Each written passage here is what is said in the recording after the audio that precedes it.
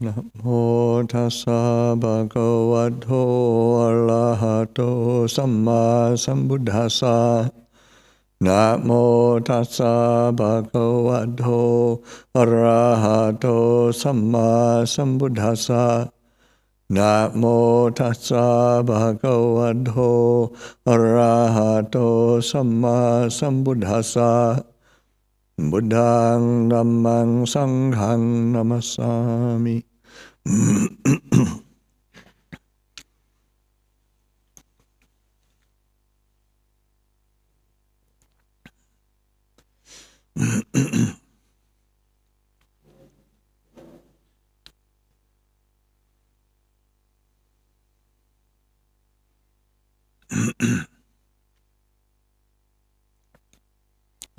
So it's nice to be back at Amaravati again, and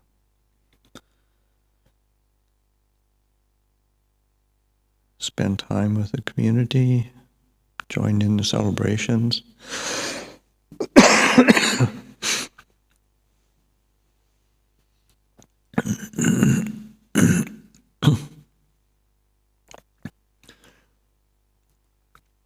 I've also been joining in a retreat at Abhayagiri. They've been doing a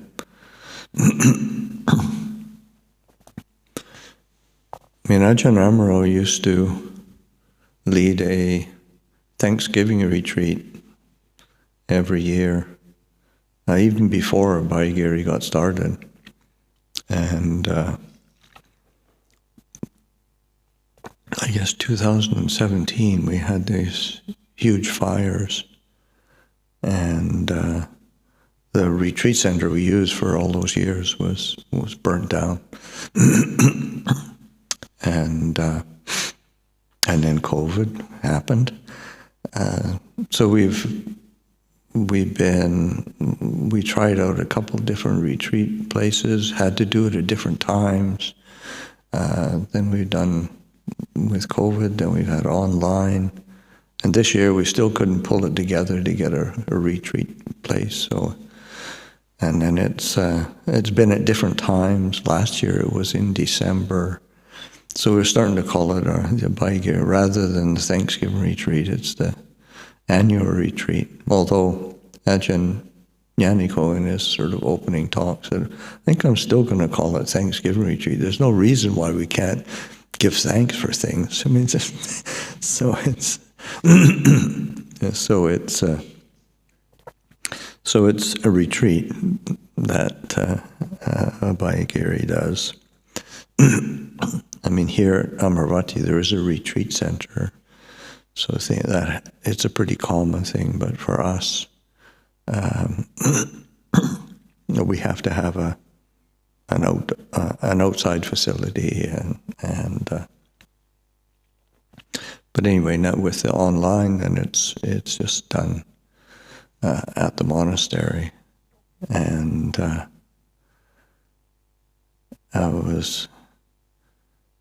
the weather was here was classic November weather, not so wonderful.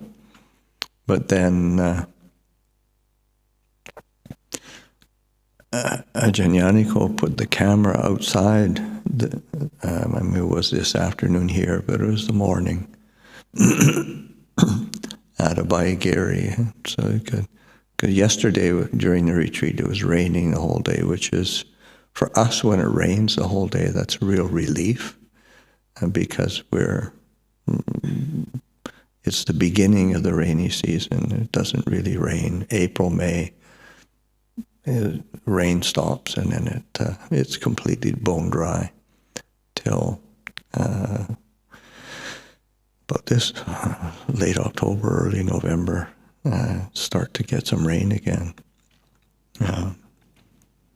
So it's kind of a relief. But then this morning, Ajahn Yaniko took the camera outside, and so people could watch the snow coming down. So, yes, it was decent snow, and then you could see the snow, and then they did clean off the paths. And then you could also see the van and the cars getting ready for Pindabat, for alms round, because it's Lunar Observance Day. That's the day we go on alms round in the local villages and town. So all of a sudden, Amaravati became very warm.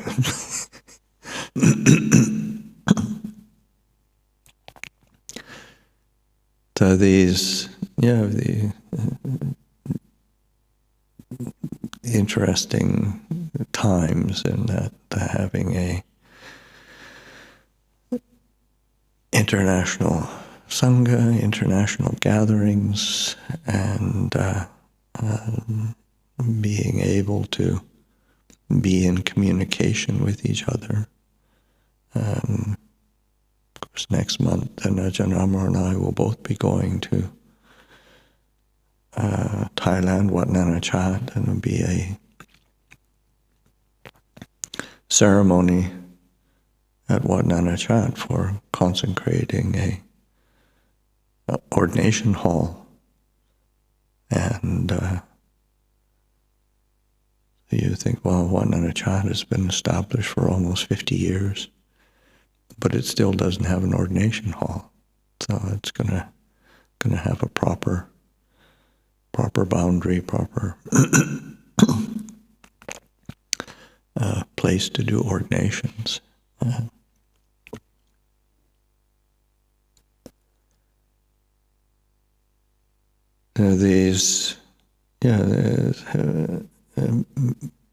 think one of the things that, say, Katina in particular elicits, I think, is a feeling of how we, as a community, we're connected to, of course, Amaravati is quite a large community in terms of the resident community, people who live here. But it's connected to a much larger community again, community of lay people around, and that is these circles of connection that we have with the lay community, and also there's a circle of, say, branch monasteries, Chithurst and the other places, Miltium, and then of course in Europe. So there's these different ways that we have community and that we're connected, and it's the nature of the human condition. And it's important to be able to acknowledge that, recognize that, how we are connected. Because sometimes we feel isolated, and just as human beings. Sometimes we feel we've got too much community and just get irritated by people. So that but still we're connected, and we crave connection, just as human beings. So the Buddha recognized that and created these structures for us to be developing our communities in really wholesome ways, skillful ways, that we're related or relate to each other in ways of say, of virtue. Just that is very explicit when we come to a monastery, say as monastics. We have a commitment to standards of our precepts. The monks, the siladharas, the novices, anagarikas, anagarikas, all have standards of precepts. The lay people, just as one has done if one is here on a long-term basis practicing, then 8 precepts are a foundation.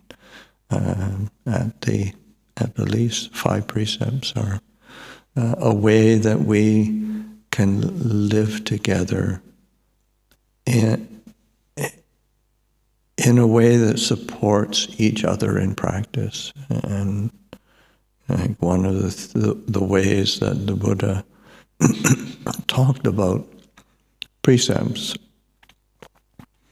is seeing precepts as a way of being a great gift, because when one is living by precepts, one is giving the gift of safety, giving the gift of security, giving a gift of compassion and caring, kindness, and kind of looking after each other so that we can live and practice in an atmosphere of safety and trust, at least on a certain level. So it's important to have that level. But then also living together with a spirit of generosity. And of course, the Katina celebration is the kind of generosity on steroids. I mean, it's just is there's so much giving and sharing, and just the amount of people who are willing to come and give of their time and their energy and their effort to pull together an occasion like that. It is through giving, for generosity. And these are not insignificant qualities, because our Dhamma practice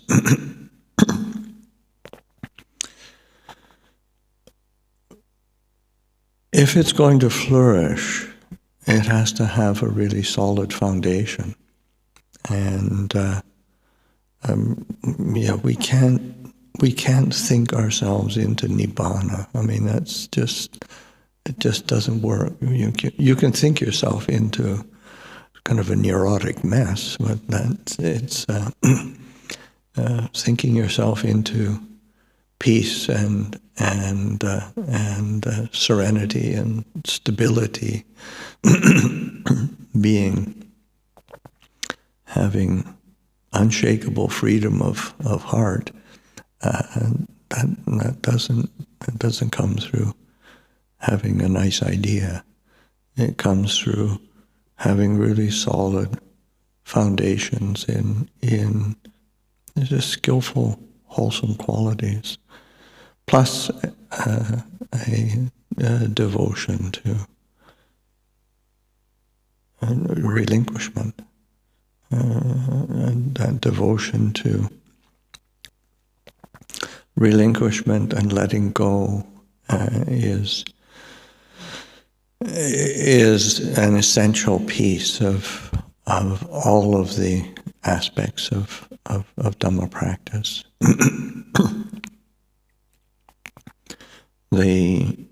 And of course that's what, say, like sila and generosity are acts of letting go. In order to be generous and be considerate and be unselfish, one has to let go of one's own selfishness and one's own obsession with oneself. The keeping of precepts, one has to let go of impulses, and we all have impulses of desire and aversion and confusion, but we have to learn how to keep letting go of them. And in the same, so it's increased refinement of a relinquishment and letting go, and certainly in terms of meditation, the cultivation of mindfulness is not really accomplished through an act of will or of forcing the mind to shut up and be still, which is somehow how we approach it. But that it really doesn't work. We have to approach it through a sense of just being very, very patient and being willing to let go of the kind of the impulses towards our moods of liking and disliking, of wanting, or not wanting, of confusion. It's that just that relinquishment, that releasing, that letting go is such an important piece of the whole path, and just learning how to apply that, learning how to live that. So much of the training of say, the monastic life, and certainly how I experienced it with living with Ajahn Chah and all the subsequent years later, is just a lot of relinquishment, a lot of letting go, but there's a kind of gracefulness or beauty that is very much a part of this life, of how we relate to each other, how we relate to the lay community, how we look after each other. It's that willingness to let go of what, it's like in that well-known sutta of the Anuruddha living in the forest with his a group of bhikkhus, and the Buddha coming to visit them after leaving the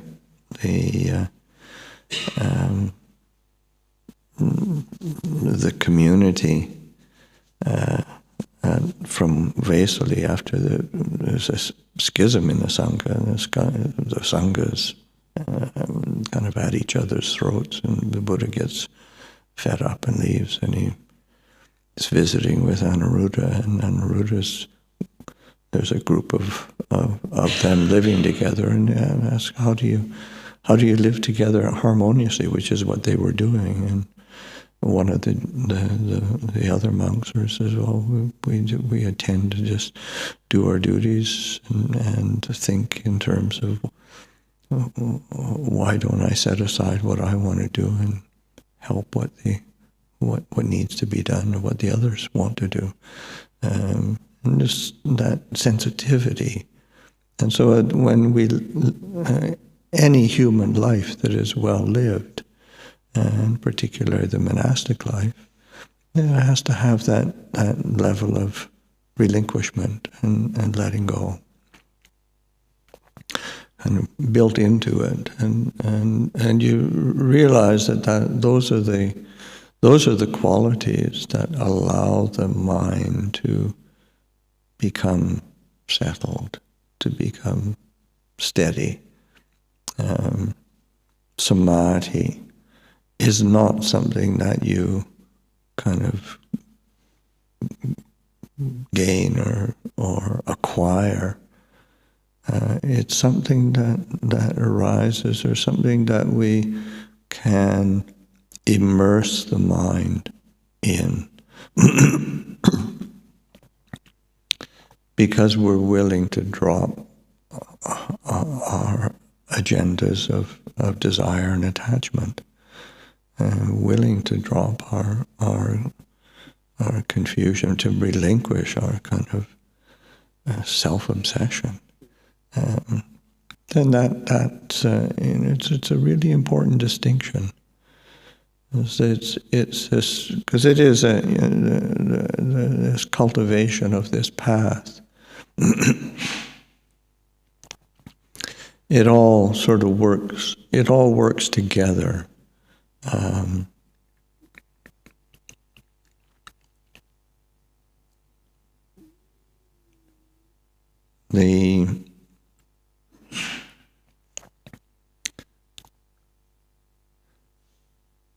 I remember Ajahn Chah just sort of talking about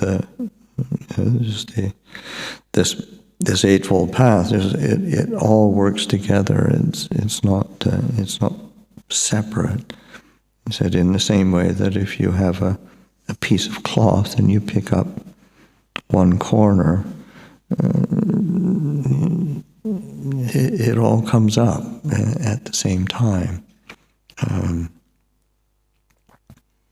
And with so many things, it all, or just even a hand, and you say, well, it's not, the hand, you got the front and the back, and you got the different things, but it all works together.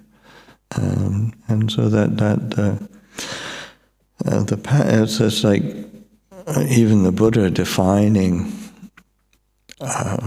samma samadhi, right concentration, right meditation,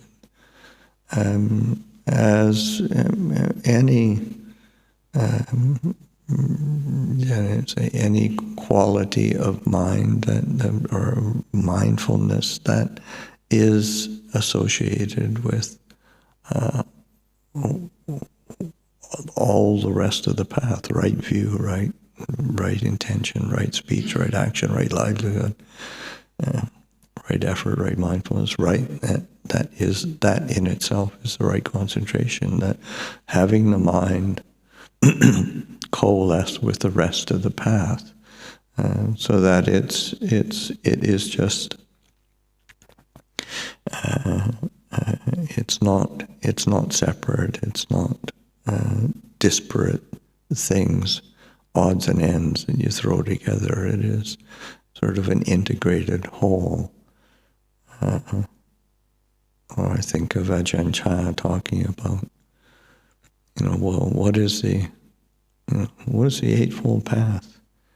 Just 2 eyes, 2 ears, a nose, a tongue, a body, and a mind. That's the Eightfold Path. These are just us, us living, us breathing, us talking, us living our lives, but learning how to do that in a way that accords with truth, with reality, and of course, the Buddha isn't approaching that from a place of like an intellectual truth, but a truth in terms of what do we actually prefer as human beings. While just coming down to real basics, we prefer not to suffer. We prefer to be happy, to be peaceful, to experience a sense of ease and well-being. That is what we prefer, and that is a fundamental truth. So how do we accomplish that? And of course, it's just these Four Noble Truths, the Buddha having us contemplate and put experience front and center, living the path, living the practice, bringing it back to this body, this mind, and being willing to learn from that. Being willing to pay attention to what is it that actually accomplishes the goal of what we prefer. In that sense, well, yeah, I prefer not to suffer. I prefer to experience well-being. And you keep refining that perspective and refining that practice, and you get more and more peaceful. Not because you're forcing it, but because you're letting go, you're seeing clearly, what is it that's an obstacle? It's like every time one gets upset at something, it doesn't end up peaceful. Every time you scramble to kind of gratify some desire, at this time it's really going to make me happy, and it doesn't. And it should be obvious, but it takes a while to learn, and that's why is having patience with the practice, having patience with this path, and that sense of giving oneself to the path, relinquishing the timelines that we thought we had. Where I'm sure we all came to the monastery thinking that. I mean, certainly I did. How long can this take? It's not that difficult. You look at it on paper, it shouldn't be that hard. But the more you practice, the more you live the life, the more you realize that it's just not so easy to let go. It's not so easy. Not so easy to really drop the kind of the obsession that we have with self. Say, as embarrassing as it is, this obsession with me, it's got its own energy, and one has to be patient with it, and and it's that patience. It's not complacency. To be patient isn't complacency. It's actually realistically looking at what the source of dukkha is, and being willing to let go of those things that really are the origin of dukkha, and and that's when we can begin to experience. There is a cessation. There's hope in this. As after all, and it's when it's really important to have that taste, that flavor of what does it feel like to be peaceful. What's it feel? Both just the peace of a certain stillness on a quiet day, the peace of that's one level, the peace of the mind settling, when one sits and really pays attention, really drops the kind of the restlessness of the mind, and its mind starts to absorb into a quality of spaciousness and well-being, and samadhi. There's an immersion. But then also there's that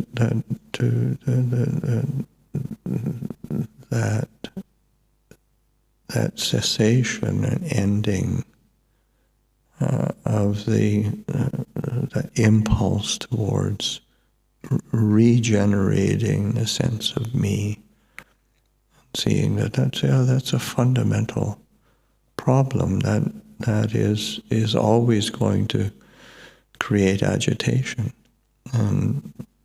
and trusting in it's a trusting in emptiness, trusting in, and which when you say empty, it's not void of anything, but it's sort of it's where the Buddha Dhamma Sangha or as a refuge, starts to come to its fruition, starts to shine. So that a lot of our concepts and ideas, we have to be willing to let them, just question them, turn them over. Like we're sometimes trying to force the refuges into the mind is especially as say coming from a Western Judeo-Christian culture. We deal with ideas, and you realize, oh no, that's to have a refuge is something very, very different. It's much more an inclination of the heart, and it's not. It's not. There's nothing forced there. And there is one begins to trust in a fundamental emptiness of phenomena, emptiness of the sense of self. When we first start to even think of an emptiness of self, it's sort of it's kind of fearful. Or confusing at least, because this is just what we take as a reference point. And then you realize, well, in the same way that every time we follow a particular mood of aversion or desire, it ends up in frustration. Every time we try to prop up this sense of self, we end up frustrated as well.